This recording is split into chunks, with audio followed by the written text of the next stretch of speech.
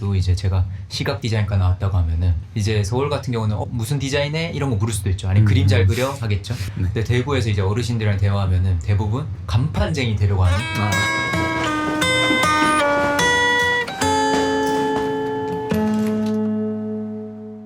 좀 다른 얘기인데 희모님은 서울에 올라오시게 된 계기가 어떻게 되시나요? 저는 디자인과를 졸업했지 않습니까? 그죠. 그래서 이제 졸업을 할 때 어디에 취업을 해야 될까 이런 생각을 많았는데 먼저 취업한 친구들이 좀 있죠. 그런 친구들 봤을 때 대구에서 디자인하는 게 제 기준에서는 네. 그렇게 멋있지 않았고 제가 바라던 디자이너의 삶이 아니었다. 어떤 부분이 그렇죠? 멋있지 않다는 거는 물론 그 친구들이 제가 생각하는 멋있는 기준이 아니었을 수도 있는데 저는 좀 다양하게 사람들과 이야기하면서 작업하고 싶었는데 친구들이 일하는 거 보니까 너무 수직 관계처럼 일을 하더라고요. 그죠. 대리님, 팀장님 하면서 그리고 야근도 밥 먹듯이 하고. 근데 이제 보수를 들어보면은 서울이랑 너무 차이가 컸어요. 그죠. 대구는 좀 약간 그런 거 있잖아요. 그 임금이 낮다라는 그쵸. 그런 얘기들이 좀 있으니까. 그리고 인식 자체가 저희 아버지 세대만 해도 이제 제가 시각 디자인과 나왔다고 하면은 이제 서울 같은 경우는 무슨 디자인해? 이런 거 물을 수도 있죠. 아니 그림 잘 그려? 하겠죠. 근데 대구에서 이제 어르신들이랑 대화하면은 대부분 간판쟁이 되려고 하니? 네, 이거는 아마 대구 분들이면 거의 다 공감할 겁니다. 간판쟁이 될 거니? 이런 말을 많이 해요. 근데 사실 간판을 만들 경우는 거의 잘 없거든요. 브랜딩을 그죠. 한다거나 아니면 뭐 클라이언트 요청에 의하지 않으면은 간판쟁이라는 말을 들을 이유가 크게 없고, 간판쟁이 분들을 제가 낮게 보는 건 아닌데 이게 간판쟁이라 하면은 이제 뭐 힘든 몸도 쓰고 디자인보다는 이제 약간 뭔가 공사하는 느낌에 가까운. 그분들의 생각은 그런 쪽이죠. 근데 실질적으로 간판 하시는 분들은 엄청 디테일하고 디자인하시는 분인데 우리 아버지네 세대가 말하는 거는 뭔가 힘쓰고 남자만 해야 되는 그런 생각을 가지고 계시더라고요. 그때 나는 서울에서 다양한 사람들을 만나가지고 일해보고 싶다. 디자인을 좀 더 즐겁게 해보고 싶다라는 생각을 가지게 돼서 저는 졸업하고 나서는 계속 서울에만 지원을 했죠. 정현님 어떤 이유로? 저는 뭐 비슷한데요. 일단은 저는 나온 학교 특성상 친구들이 대부분 다 서울에서 대학을 갔고 나도 뭐 대학을 서울로 가야지라고 생각을 했는데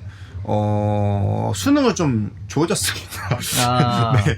그래서 왜냐면은 원래는 성적이 되게 잘 나오다가 제가 좀 그런 거에 약한 것 같아요. 그 실전에 약한 스타일의 사람들 있잖아요. 그래서 꾸역꾸역 해가지고 어찌됐던 간에 인서울을 할 수는 있었는데 이제 인서울 뭐 이유 중에 가장 큰 거는 사실 학교를 뭐 열심히 다니고 이런 것보다는 그거였죠. 그냥 인디밴드에 대한 로망이 고등학교 때부터 있었던 거죠. 제가 진짜 마지막 세대 같거든요. 인디밴드가 뭔가 흥했던 그런 시기에 거의 제일 마지막에 거쳐 있었던 사람 같은데 그렇다 보니까 이제 꼭 서울에 와야 하는 이유는 그거 하나였던 거죠. 음악을 하기 위해서 뭔가 겸사겸사긴 한데 그죠. 학교는 그냥 뭐 다니면 되는 거고 그러니까 부모님의 만족이죠 사실 학교는.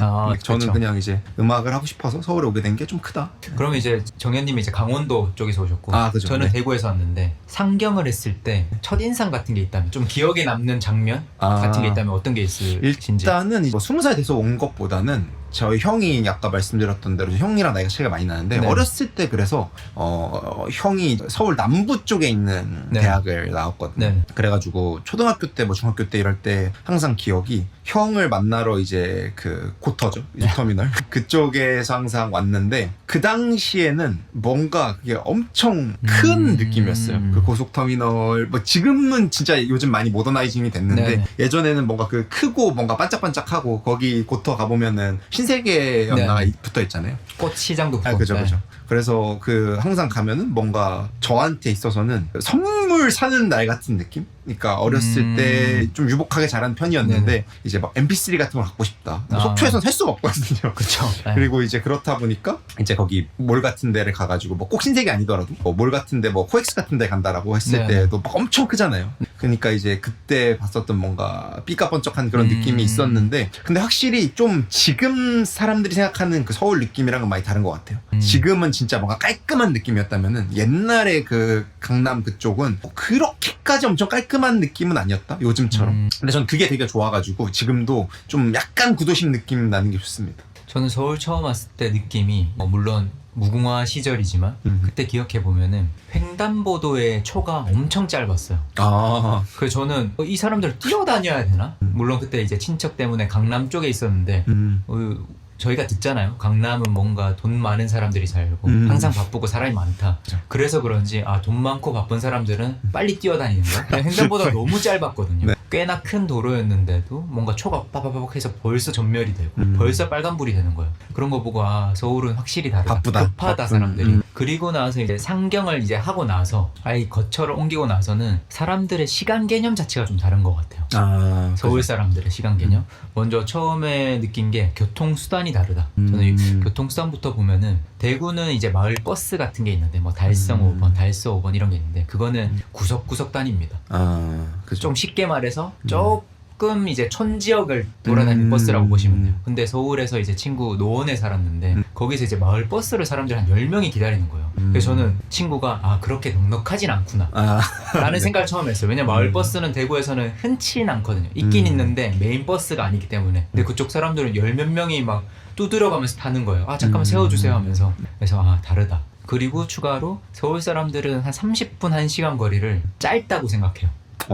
비교적 가깝다. 30분 정도는 나이스하지 않냐? 근데 저는 이제 대구에서 나고 자랐기 때문에 종점과 종점, 지하철 종점과 종점이 50분 정도밖에 안 걸렸어요. 저 시대 때만 해도. 오늘 오면서 찾아보니까 1시간 7분이더라고요. 네. 근데 1시간 7분이면 서울에선 종점과 종점도 아니잖아요. 그죠? 훨씬 더 걸리죠. 네. 그런 거 생각했을 때 사람들이 진짜 시간에 대해서 되게 다르다 저랑. 30분이면 저는 마지노선이거든요. 저는 집이 당산인데 신촌이나 이대까지가 제 마지막 갈수 약속 있네. 거리입니다. 더 넘어가면은 조금 더 계획을 많이 잡아야 된다. 그런 기억이 많이 떠올라요. 상경에서는. 저도 좀 비슷하면서 다른데 저는 이제 강원도 속초라는 동네가 사실상 고성, 속초, 양양이 하나라고 생각을 하거든요. 그 동네 사람들은 대부분. 네. 근데 이 거리상으로 진짜 막 몇 킬로미터씩 이제 멀 거예요. 네. 근데 이제 대부분 다 차를 타고 다니고 물론 어렸을 때는 뭐 제가 차가 있고 이런 건 아니지만 이제 차를 타고 다니니까 30분 정도면은 뭐 그냥 양양까지 가는 거리 네. 이런 느낌으로 생각을 하는데 또 그렇게 생각하면 좀 다르긴 하죠. 서울에서는 뭐라고 해야 될까요? 이제 제가 이제 성북구 쪽에 사는데 성북구에서 이제 지금 저희 있는 을지로 사무실까지 오는 거를 생각하면은 한 버스 타고 한 3-40분 정도 걸리거든요. 근데 저는 그렇게 저도 제가 서울 사람이 된 건지 이제 너무 오래 살아서 잘 모르겠는데 멀다라는 생각은 조금 안 들어요. 근데 또 웃긴 게 저는 버스를 항상 주로 타고 다니거든요. 네네. 지하철을 별로 안 좋아해요. 그러니까 이게 대구는 일단 지하철이 있지 않습니까? 네네. 근데 그 처음에도 저는 이제 서울 왔을 때는 지하철이 뭐 신기하긴 했죠. 지하철 신기하다 했는데 이제 제가 완전히 상경을 하고 나서 서울에 살고 난 다음부터는 그 느낌이 좀 싫어요. 뭐 이상한 무슨 제가 뭐 부에 대한 뭐 그런 뭐라고 해야 될까요? 뭐 기생충 보면은 뭐 지하철 냄새가 난다 뭐 이런 얘기하는데 그런 게 아니라 그냥 오르락 내리락 하는 그 과정? 그게 일단 되게 귀찮다라고 생각을 했고 그리고 이제 그 지하철이죠. 지하철을 타고 다닐 때에 뭔가 불안한 느낌이 들거든요. 네. 뭔가 이 땅 밑에 이렇게 다니는데 뭐 당연히 그런 생각을 매일 하진 않지만 위에 무너지면 어떡하냐. 아하. 무슨 뭔가 불의의 사고 같은 게 나면 네네. 어떡하지? 그런 생각들도 하고 근데 버스는 만약에 불의의 사고가 났다 그럼 내가 뛰어내리면 되잖아요. 파워 N이시네요. 파워 N이네요. 예, 그렇죠. 그런 생각을 좀 하다 보니까 네. 지하철은 그렇게 좋아하지는 않는 그런 느낌인 것 같습니다. 이건 아마 지방 사람과의 차이일 수도 있고 아니면은 그 안에서도 얼마나 지하철이나 버스를 많이 접했느냐 차이일 수도 있을 그죠. 것 그 같아요. 차이죠. 예. 저는 운이 좋게도 웬만하면 역세권에 살았어가지고 무조건 교통수단이 이제 버스랑 지하철이 가까웠어요. 그러다 보니까 도어 투 도어라는 개념이 있을 수가 없어. 왜냐면 문 열면은 지하철역이 1, 2분이니까. 그죠. 네. 그래서 아마 저는 30분 걸린다? 그럼 제법. 저는 을지로 4가가 작업실의 마지노선이라 생각했거든요. 을 3, 4가가. 그리고 이제 제가 서울 와서 교통 관련해서 또 생각나는 게 있는데 대구랑 다른 점이 하나가 있어요. 뭐냐면 서울은 만약에 여기 우레옥이 있잖아요. 우레옥 앞에 정류장이 있다. 그러면은 우레옥 정류장이잖아요. 이번 정류장은 우레옥입니다. 네. 그럼 건너편에서 탄다면은 이제 건너편에 뭐 3원 전기가 있으면 3원 전기 정류장이잖아요. 근데 대구는 그렇지 않습니다. 우레옥 앞이면은 우레옥 앞 정류장이에요. 근데 그럼 건너면 어디냐? 그 앞에 뭐 초등학교 이런 거 상관없습니다. 우레옥 건너편 정류장이에요. 엄청 친절하죠. 그러네요. 그래서 저도 신기하네요. 모르다가 어떤 분이 몇 년 전에 DM을 보냈어요. 진짜예요라고. 저는 진짜다. 저는 항상 그렇게 살아왔거든요. 근데 서울은 건너편 건물 위치까지 파악해야 돼요. 그죠, 맞죠. 그래서 저는 그런 게 조금 익숙하진 않았다. 왜냐면은 나는 사만 아파트에서 내리는데 제가 다음에 건너편에서 탈 때는 푸르지오에서 그죠. 똑같은 지점인데 그게 헷갈려요. 친구들한테 설명해 줄 때도 여기서 내리면 돼 하는데 거기가 아니니까 그런 것들이 좀 기억에 남습니다. 그죠. 뭐 그런 것들도 또 그 뭔가 건너편 얘기를 하니까 그 어렸을 때 진짜 막 중학생, 고등학생 뭐 아니면은 뭐 나이 먹고도 이제 좀 약간 피곤한 상태 그럴 때는 또 그런 경험들도 되게 많잖아요. 전철을 탔는데 네. 이제 그 반대 역방향으로 타가지고 제 여자친구 가끔 할 수 있는 실수죠. 네. 혹은 아니면은 이제 또 지나치는 경우들도 있잖아요. 원래 내려야 되는 네네. 것들이. 근데 그런 것들도 좀 그런 게 있는 느낌? 서울은 이제 전철이 촘촘한 구간들도 있죠. 이제 을지로 네. 이런 데는 되게 촘촘한 구간이고 강남 쪽도 완전 촘촘하게 돼 있잖아요. 근데 이제 그 중간 어딘가 약간 건너가는 위치들은 되게 길어가지고 그쵸. 한 번 이제 또 잘못하면 또 꽤 와야 되는 그런 그쵸. 느낌이 있지 않나? 라는 생각이 갑자기. 맞습니다. 어떤 역은 되게 짧게 느껴지는 그죠, 경우가 그죠. 있죠. 그런 게 생각납니다. 교통하니까 대구에 대한 사람들이 제보 같은 걸 많이 해온 게 또 생각이 나는데 마지막으로 보통 서울은 막차가 되면은 막차라고 하면 심야 전에 버스 종점까지 가잖아요. 그러니까 광흥창에서 출발해서 이제 뭐 광명까지 가는 5714번 버스.